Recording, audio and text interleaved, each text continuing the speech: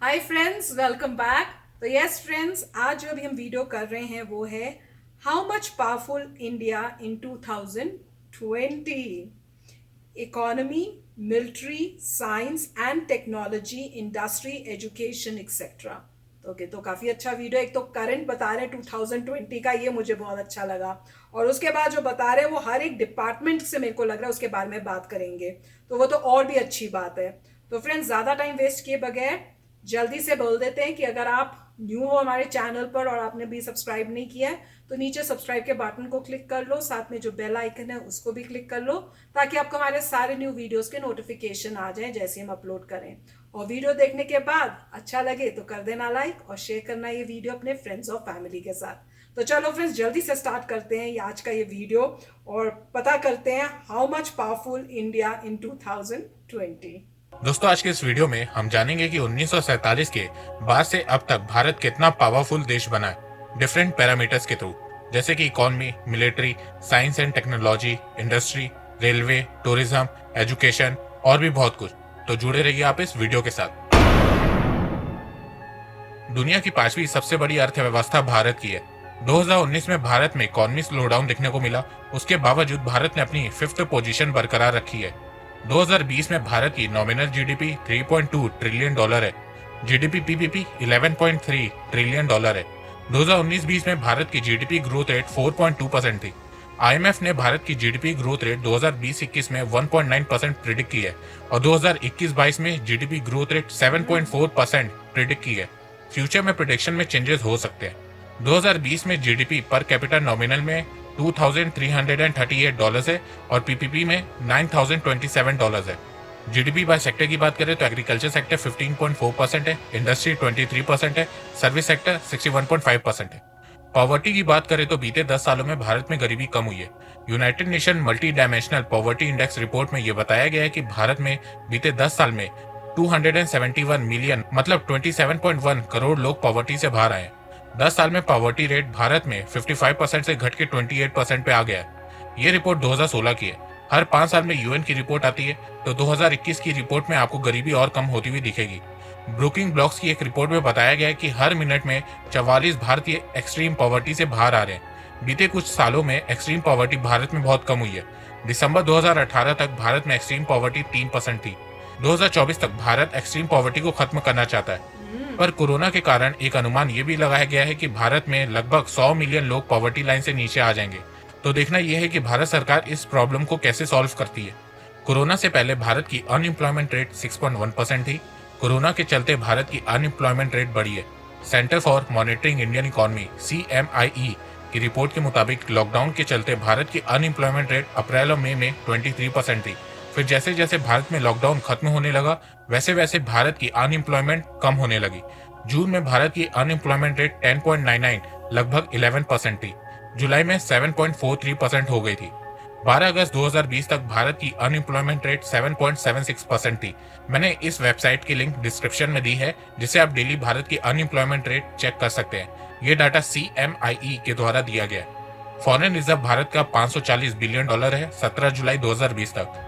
Ease of doing business में भारत की rank 63 है। एक्सपोर्ट 2019-20 में भारत का $314 बिलियन था और इंपोर्ट $467 बिलियन था। ट्रेड डेफिसिट 2020 में भारत का कम हुआ है, जो कि बहुत अच्छी बात है।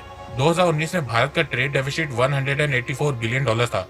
2020 में ये $152 बिलियन हो गया है और कम होने की वजह है कोरोना। कोरोना की वजह से लॉकडाउन हो गया और फिर उससे बिजनेसेस, इंडस्ट्री, ट्रेड सब बंद हो गया कुछ टाइम के लिए। फ्यूचर की बात करें तो United Nation Conference on Trade and Development ने एक रिपोर्ट पब्लिश की थी, द कोविड-19 शॉक टू डेवलपिंग कंट्रीज। इस रिपोर्ट में यूएन ने बताया है कि इस महामारी के कारण दुनिया भर के सभी देशों की अर्थव्यवस्था गिरेगी और वर्ल्ड इकोनॉमी इस साल रिसेशन में चली जाएगी, सिवाय चाइना और भारत के। मतलब ये है कि भारत और चाइना की भी जीडीपी ग्रोथ रेट गिरेगी, पर उतना नुकसान नहीं होगा जितना दुनिया भर के देशों को होगा। भारत पे इसका इम्पैक्ट ज्यादा देखने को क्यों नहीं मिलेगा, इसमें मैंने एक वीडियो ऑलरेडी बना रखा है, उसकी लिंक डिस्क्रिप्शन में, और आप यहाँ आई कार्ड पे भी क्लिक करके वीडियो देख सकते हैं।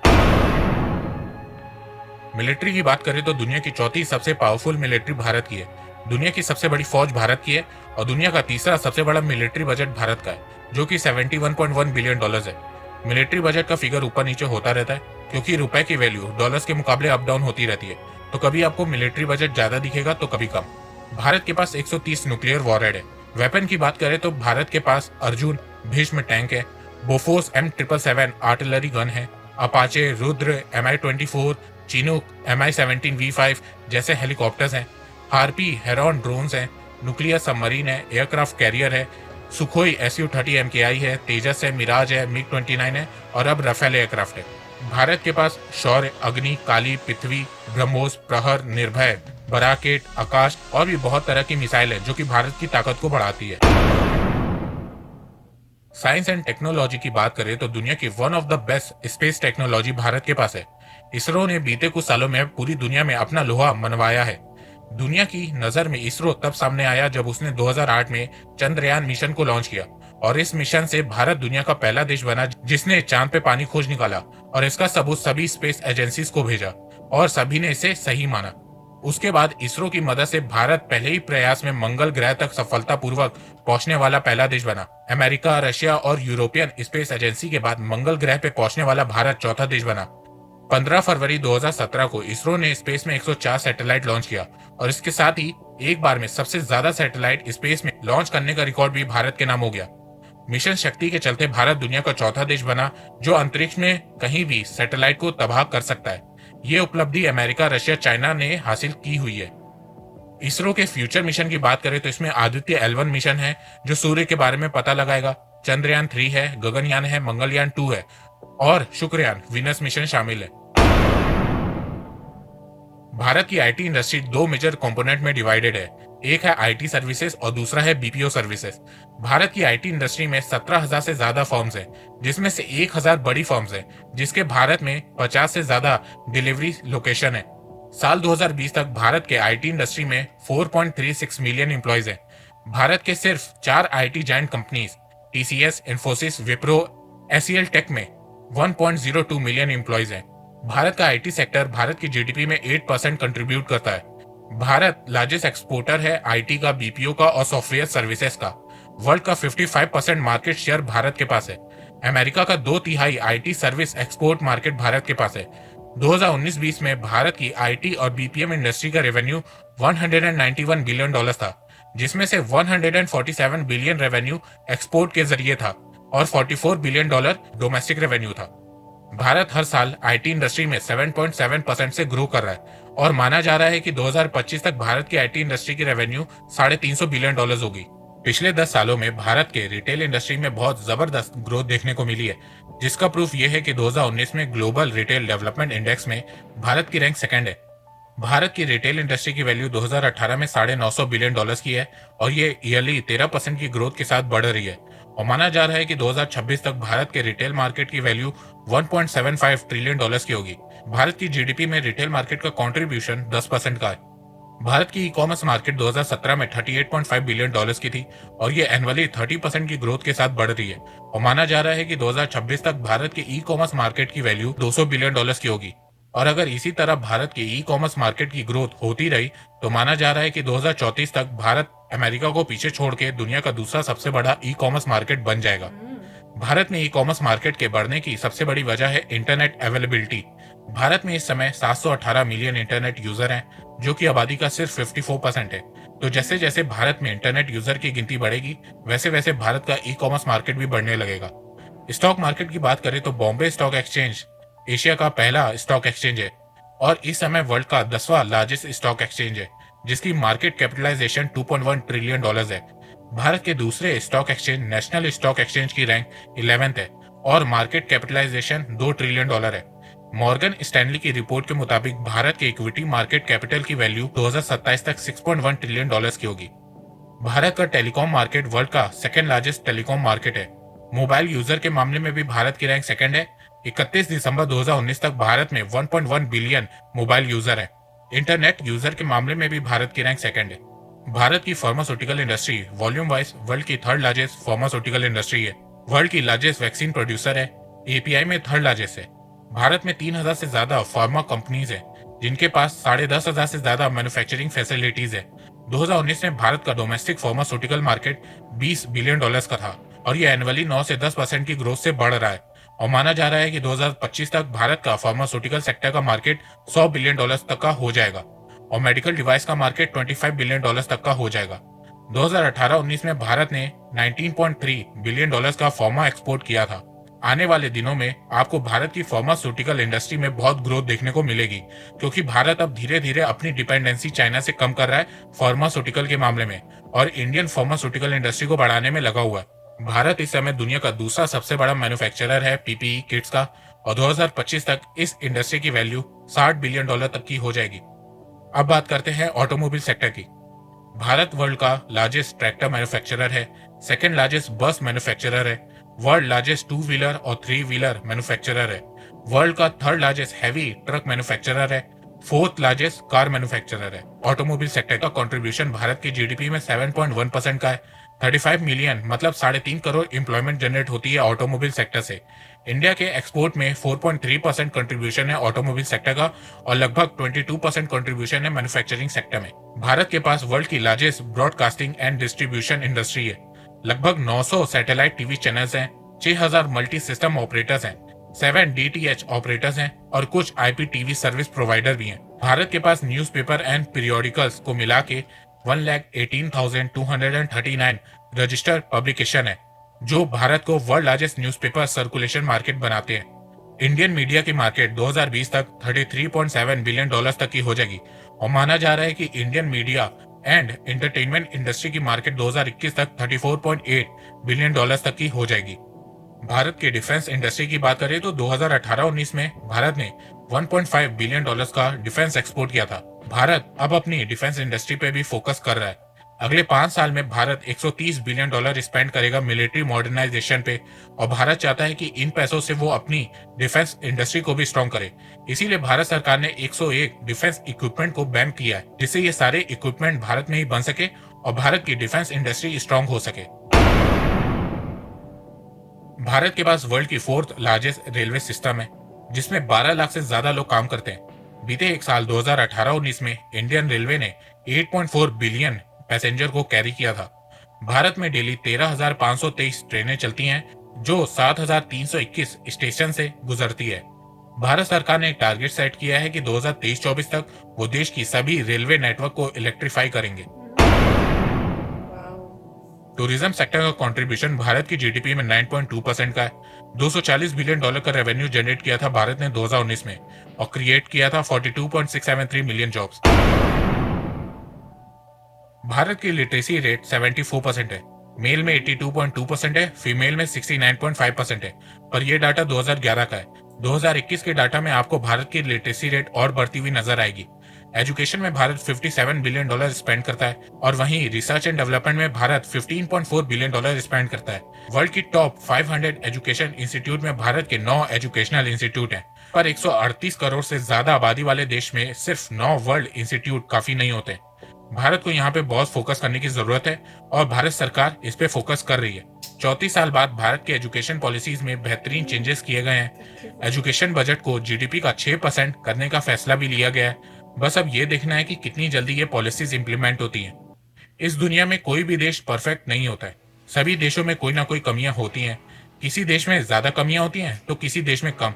भारत में भी कमियां हैं और भारत अपनी कमियों को दूर करने में लगा हुआ है। काफ़ी अच्छा वीडियो था, काफ़ी सारे स्टैटिस्टिक्स दिए थे।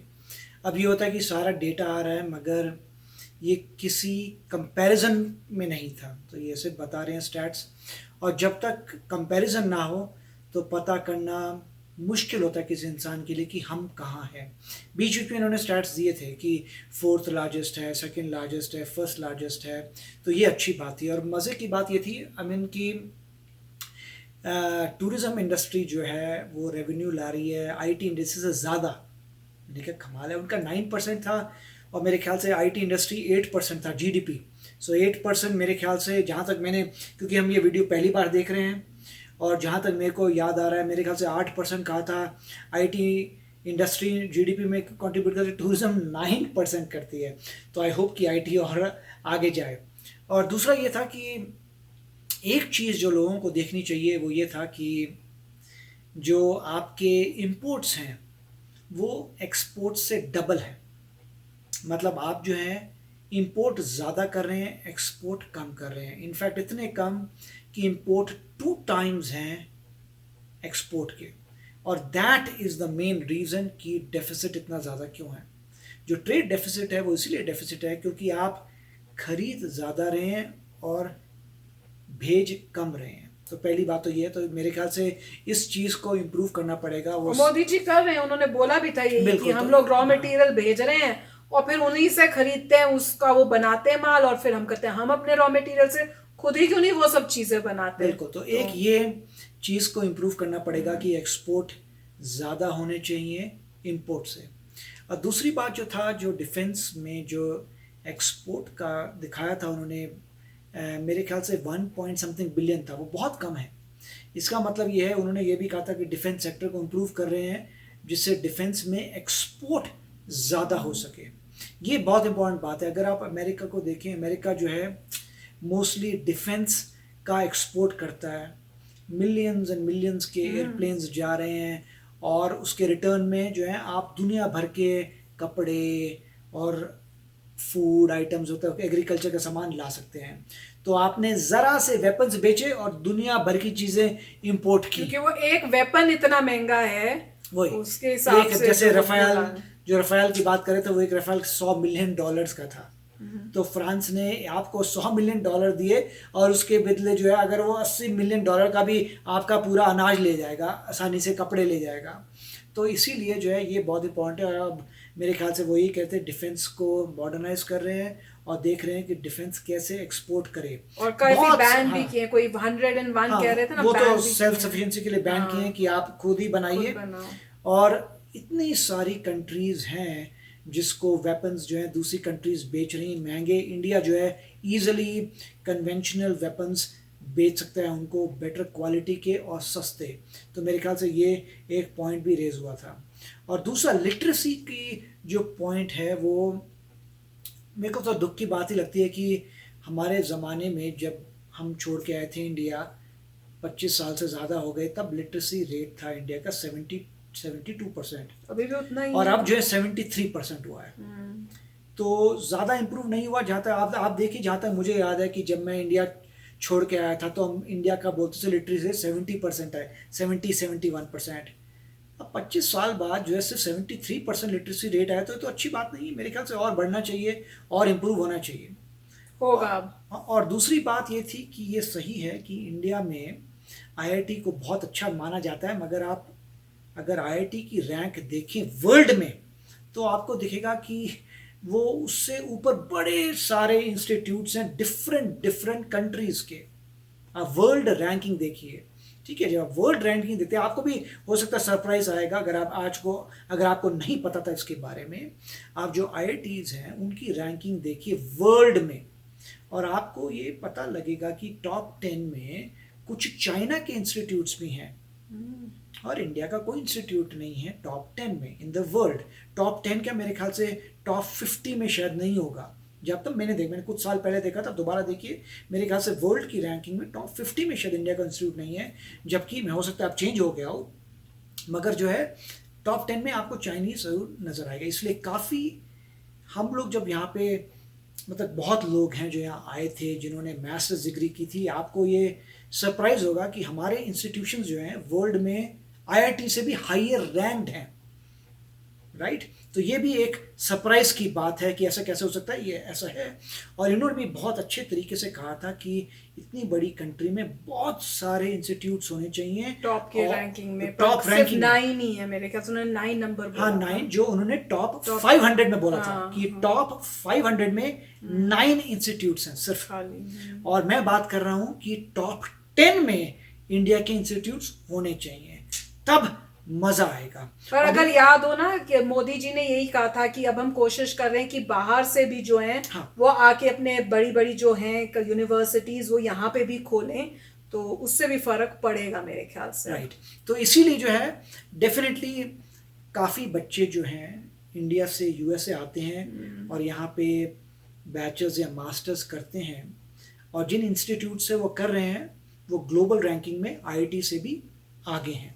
तो जबकि वो बच्चे जो है, अच्छी बात है, बोस्ट नहीं करते, बट अगर रियलिटी में जो एम्प्लॉयर है वो जो देखता है उसको पता होता है कि रैंकिंग में कहाँ है वर्ल्ड। तो मगर मैं यही कहना चाहूँगा कि इनका जो वीडियो है बहुत ही अच्छा है, इन्होंने बहुत ही मेहनत से बनाया है और बहुत ही अच्छे फैक्ट्स किए हैं। और ये देखिए कि जितनी, मैं हमेशा यही कहता हूँ, जितनी तेज़ी से इंडिया आगे बढ़ रहा है, ये सब कुछ बदलने वाला है 5-10 साल में। 5-10 साल में बहुत कुछ बदलेगा अगर मोदी जी पावर में रहते हैं। मैं ऐसे नॉर्मली बोलता रही हूँ, पर मेरे को बहुत होप है, मैंने बहुत देखा है, उन्होंने बहुत अच्छे काम किए हैं। अगर सही, और कोई भी हो, मतलब मोदी जी की बात नहीं कर रहा, अगर कोई भी अच्छा इंसान जो मोदी जी जैसा हो, लेट्स ये कहा जाए कि जनरल कोई भी ऐसा इंसान आ जाए जो मोदी जी जैसा डेडिकेटेड हो, वो इंडिया को आगे लेके जाएगा और 10 साल में ही बहुत फ़र्क पड़ जाएगा एजुकेशन सिस्टम में, इम्प्रूवमेंट में। और ये बहुत ज़रूरी है अगर आपको चाइना को पकड़ना है। और बड़े सारे वीडियो बने हुए जिन्होंने कहा था कि अगर आप 10% से ग्रो करते हैं तो आप चाइना को पकड़ पाएंगे। तो बहुत अच्छा वीडियो था। यस फ्रेंड्स, और ये ध्यान में रखना पड़ेगा कि बीच में कोरोना आ गया है, तो इसलिए थोड़ी ग्रोथ रेट जो है वो कम हो जाएगी। पर एक अच्छी चीज उन्होंने इसमें ये भी बताई थी कि कोरोना से सब अफेक्टेड हुए वर्ल्ड वाइड, पर जिसको सबसे कम नुकसान होएगा वो है 2 कंट्रीज, इंडिया और चाइना।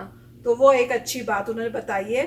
और बस यही है, जैसे मोदी जी कह रहे थे ना कि आप अपना काम बढ़ा दो, मेहनत ज़्यादा कर दो, ताकि जो नुकसान हो रहा है उसको हम कैचअप कर सकें, क्योंकि उसी वजह से हमारी ग्रोथ आगे होगी। तो उस बात को कभी भूलना मत, ध्यान में रखना है और वो ही करना है। तो फ्रेंड्स चलते हैं, मिलेंगे नेक्स्ट वीडियो में बहुत ही जल्द। Till then take care and bye bye. तो अगर आप मेरे इस चैनल पे नए हो तो जल्दी से सब्सक्राइब के बटन को हिट करो और बेल आइकन को क्लिक करो, ताकि आपको मेरा जब नया वीडियो मैं लगाऊं आपको उसके बारे में जल्दी से पता चल जाए।